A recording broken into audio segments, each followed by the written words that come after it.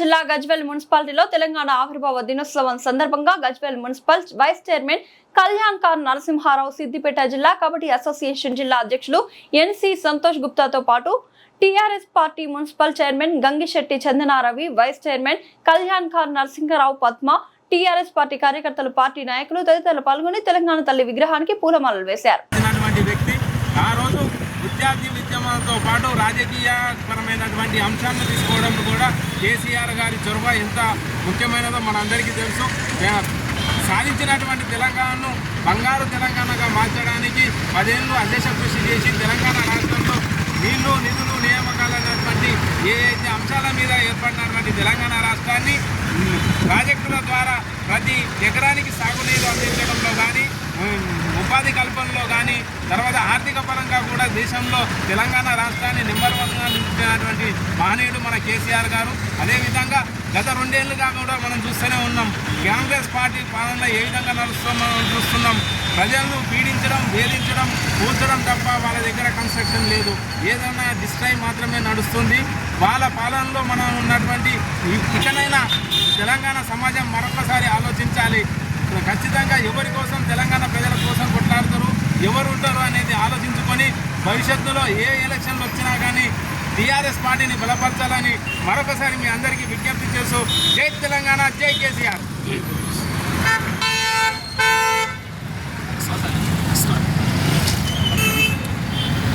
गली में बोलो, दिल्ली में बोलो, जय तेलंगाना, जय तेलंगाना. गली में बोलो, दिल्ली में बोलो, जय तेलंगाना, जय तेलंगाना. गली में बोलो, दिल्ली में बोलो, जय तेलंगाना, जय तेलंगाना. నిజంగానే ఒక అద్భుత ఘట్టం.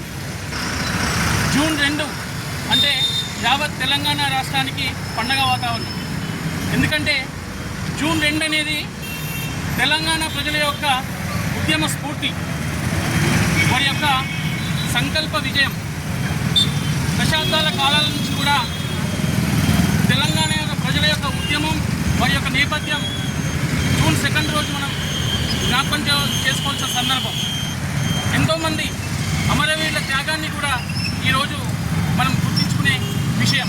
తెలంగాణ భాషను, తెలంగాణ సంస్కృతిని, తెలంగాణ చరిత్రను కూడా ఈ సందర్భంగా ప్రతి ఒక్కరు కూడా గుర్తించుకోవాలి. దశాబ్దాల పోరాటాల తర్వాత మనం స్వరాష్ట్రాన్ని సాధించుకున్నందుకు తెలంగాణ ఉద్యమకారులకు, తెలంగాణ ప్రజలకు, ముఖ్యంగా టీఆర్ఎస్ పార్టీ కార్యకర్తలకు, టీఆర్ఎస్ పార్టీ అధినేత అయిన కేసీఆర్ గారికి మనందరం కూడా ఈ సందర్భంగా యావత్ తెలంగాణ ప్రజలందరికీ కూడా శుభాకాంక్షలు తెలియజేస్తూ, ఒక్కసారి మనం గతాన్ని గుర్తించుకున్నట్టయితే ఎప్పుడైతే హైదరాబాద్ రాష్ట్రాన్ని ఆంధ్రప్రదేశ్లో కలిపి ఒక జెంటిల్మెన్ అగ్రిమెంటే కావచ్చు, లేకపోతే ముల్కీ రూల్సే కావచ్చు, వీటన్నిటిని కూడా ఆంధ్ర పాలకుల చేతిలో మనల్ని వంచి, మనల్ని నమ్మించి మోసపోతూ వచ్చాము.